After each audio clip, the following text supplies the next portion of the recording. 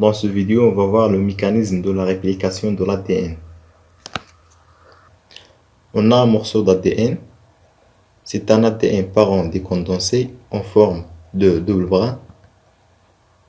Au cours de la réplication, on va voir la formation, ce qu'on appelle les yeux de réplication. Chaque œil de réplication contient deux fourches de réplication. Ça, c'est un ADN néoformé.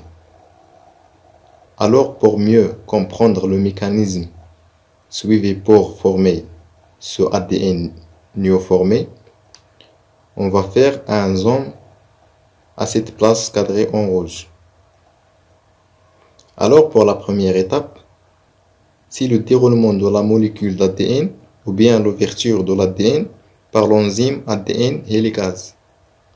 Après l'ouverture, un autre enzyme intégré pour faire la polymérisation, c'est l'ADN polymérase.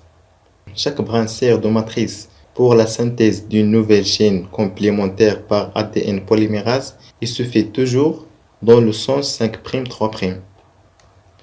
Puisque les deux brins sont antiparallèles, la croissance des brins néoformés n'est pas la même sur les deux brins. La première, c'est une synthèse continue sur le brin de la fourche ayant l'extrémité 3' libre. C'est un brin conducteur.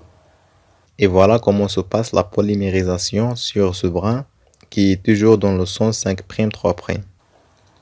La deuxième, c'est une synthèse discontinue sur le brin ayant l'extrémité 5' libre. C'est le brin retardataire. Et voilà comment se passe la polymérisation sur ce brin par la formation des fragments appelés fragments d'Okazaki.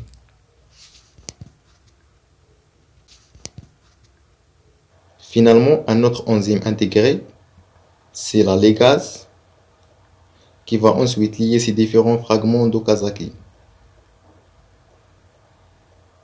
Finalement, on va arriver à la forme d'un chromosome par la condensation de l'ADN.